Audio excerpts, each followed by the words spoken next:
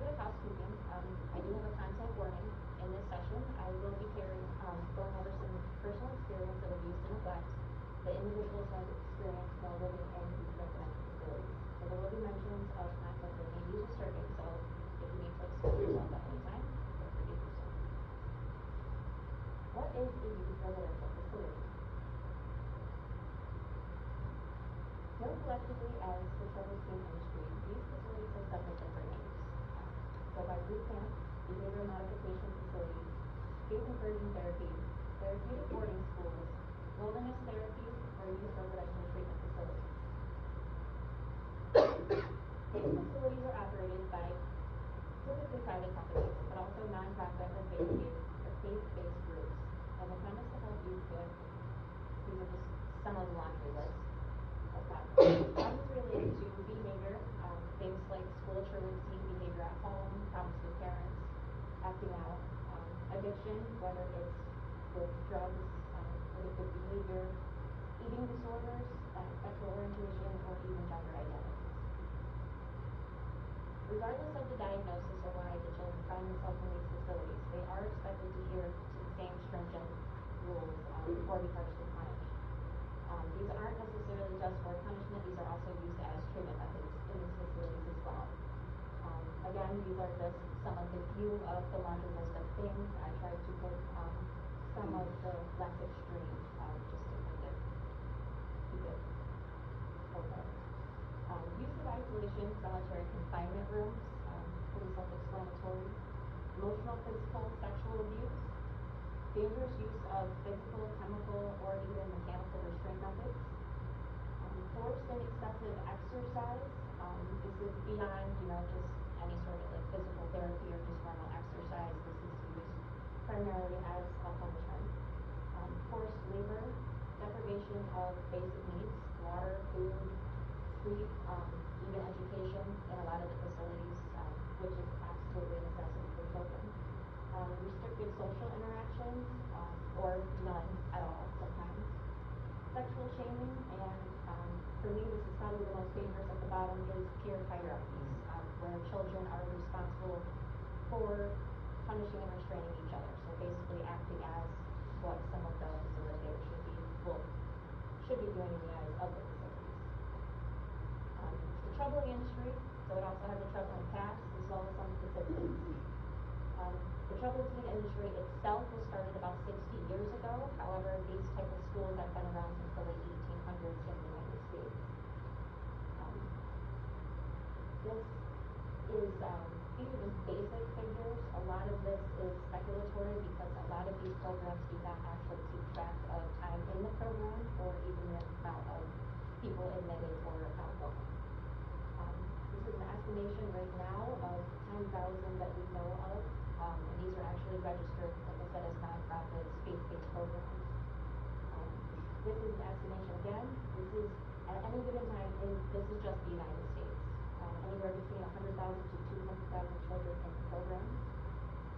Since 1934, and this information is as of last year, there was 315 deaths.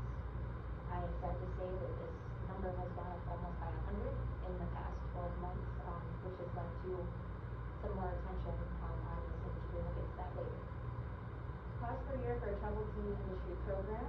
This is the ones that the parents pay for.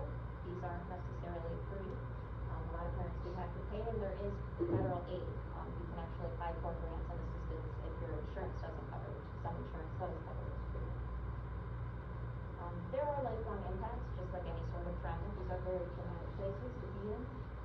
A lot of the survivors have hard times with engagement in risky behavior after treatment. Things like addiction, falling into some of the behaviors that may have gotten them there to begin with. Things like eating disorders. The next few are synonymous and related to PTSD. So we have nightmares, panic attacks, dissociation, memory issues. The bottom two, again, probably the most important to me, strained relationships and difficulties with school and or work. These are people who are now adults and are expected to be members of society, and these people are having issues just finding out who they are and where they belong. My story of survival. When I was 15, a long time ago, gosh, it was 2004, I was kidnapped from my home at the discretion of my father. I lived in Central Florida, about half hour away from Disney, and the first facility that I was taken to was Multnomah. I spent my sophomore and junior years in these programs. Little to no education. We would have groups, reading groups, but because I was out of my school district, I wasn't registered at school. So during the day, most of the kids, they were mostly foster children. They were taken to school because they were owned by the state, essentially. I stayed home and kind of was a helper, prepared for meals and things like that. I was able to physically escape from one of these programs and paid a group of friends to get me to New York, about 1,000 miles away. So that's what brings me upstate New York. I thought that I was getting as far away as I could from these programs.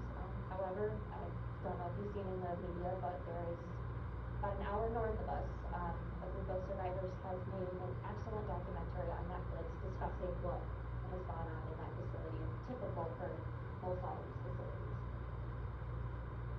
Role of education. This is a big one for me because teachers, and thank you for all teachers, Teacher Appreciation Week. School is a second home for many students, if not an only home. And there's a great need in America for individuals that care about the students both in and outside the classroom. Being an educator, I believe that the responsibility extends outside of these walls. My personal experience of abuse and neglect in the American school system is just one of many. And stories like this are important because it can make us aware of the impacts of the disparities in education. Essentially, I was one of many school children that came up missing and never came back. So I'm sure there were students, teachers, and people that wondered where I was, and my family was still at home living their regular life. So this is when I think that the role of education definitely plays a part in this, and this is part of the reason why I am a childhood education major. That brings me into my inspiration behind this project. My personal experience, like I said, other stories of survivors. This has been ongoing for a long time. Paris Hilton, probably one of the most famous names synonymous with this treatment. I think the documentary came out in 2020, but because she's Paris Hilton, it kind of was just, brushed off. I think some of the lesser known names that are coming out are going to really put an impact on this and hopefully have some change. The honors seminar class, Dr. Josh Canale, just some of the themes in the poetry that we read in the class. I actually wrote a piece that we're going to be going over in a minute, which was inspired by me sitting on my front porch, looking at my hands, and I just read some poetry, so I said, let's write down how I feel. Jefferson Community College Early Childhood Education Program and the faculty, Dr. Lonsberry, she's taken some of her classes, has been a huge inspiration in not only just sharing my story and being a teacher, but telling other people's stories as well.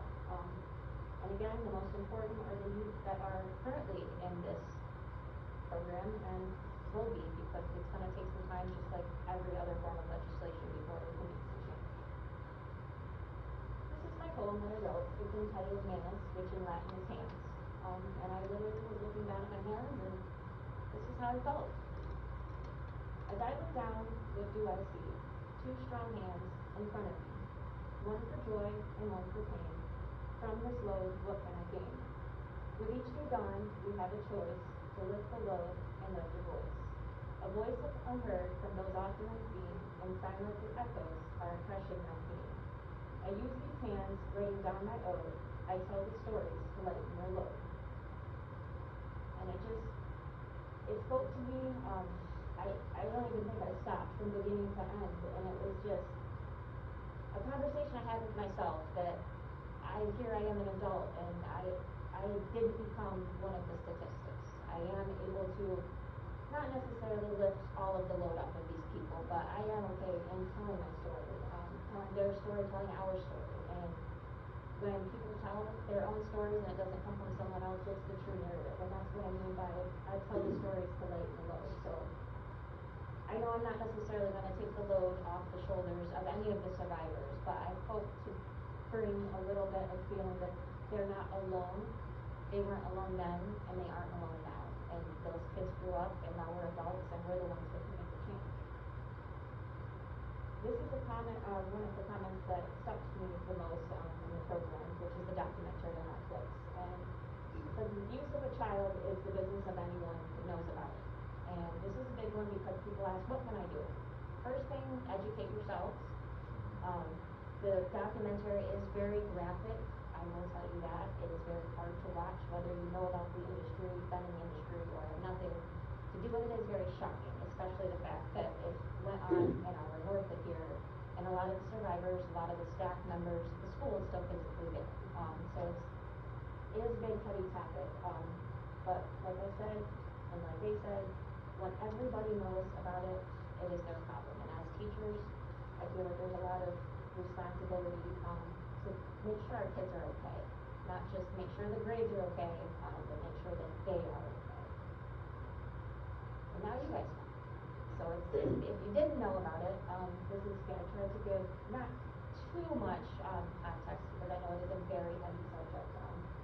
But just like I said, to bring awareness and possibly help anybody, either whether to know better, make somebody feel less alone, or inspire somebody else to help make change. And then here are some of my resources. There has been, most of it's very recent as what you'll see. Even all of the studies have been coming out. I say it's recent, but I'm talking like 2008, 2009.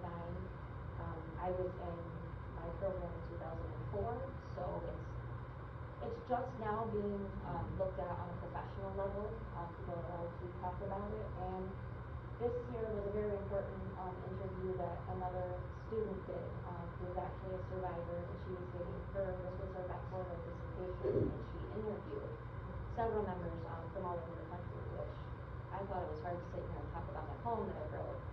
She's not only going, interviewing these people and bringing all this up, but she's really doing some, she's helping. She's going to change the world. And then this is the artwork. This is the artist that I used. I've actually reached out to her. I found her through Instagram. That was her artwork throughout the entire thing.